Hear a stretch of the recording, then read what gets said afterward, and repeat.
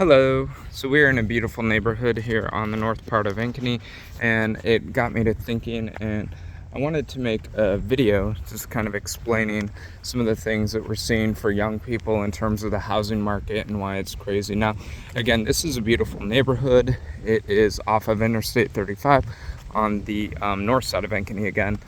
And these are homes that are likely assessed in the $200,000, or I'm sorry, not 200,000, but probably in the $400,000 to $600,000 range across the street here. And again, we need these homes, as I said before, but it really got me to thinking too, that in these neighborhoods, if you're not making $200,000 a year, $150,000 a year as a household income, you are not going to be able to afford these neighborhoods. Now, that's fine, because traditionally in this country, you would build up to it. You would not move into one of these homes when you were age 30. You would move into these homes when you are probably 40, 50, 60 years old, after you've started your family a little bit, able to save some, and most importantly, you had a starter home. The idea of a starter home in this country is becoming largely extinct, because if you think about what a starter home does, a starter home allows you to have equity. And with equity, you can, of course, use that money to get into a larger home, right? Or a nicer home in a nicer neighborhood.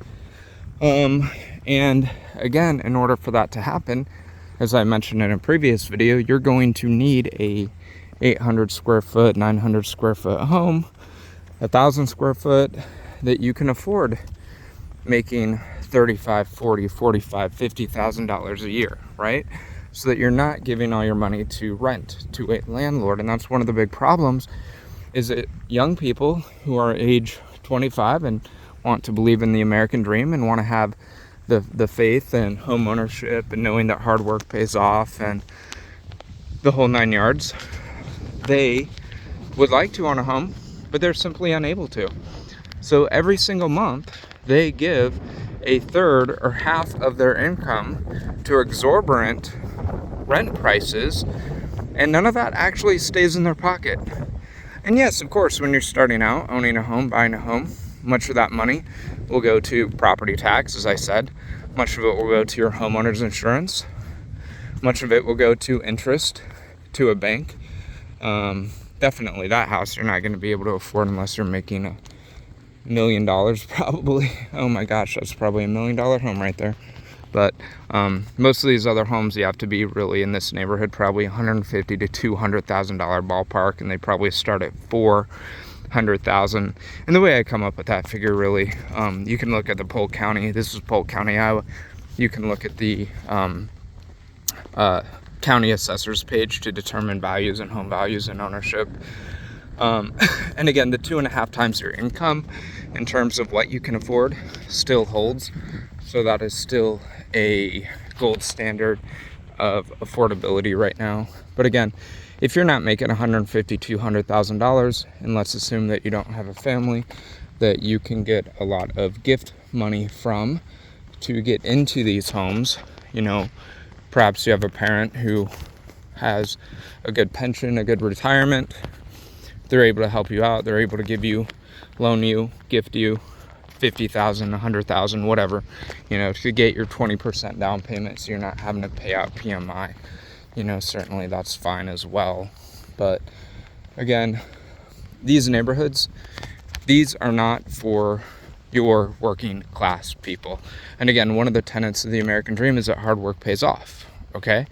And if you can't afford a starter home because they are not building any, there are cornfields north of here, they're not going to divide those into quarter-acre lots and put a 1,000 square foot home on it. They're going to put these huge homes on it.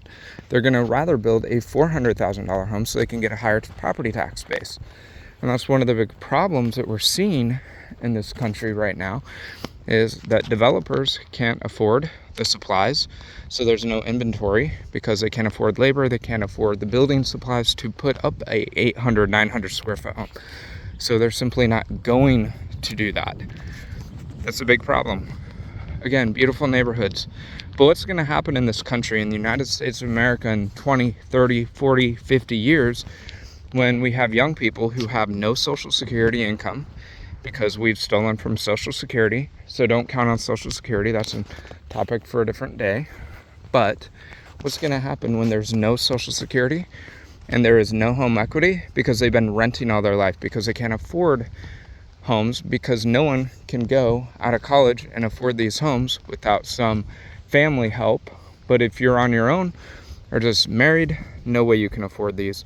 So again, the problem is that they're not building starter homes in this country. We need to have starter homes. Otherwise, we are screwing future generations out of home equity.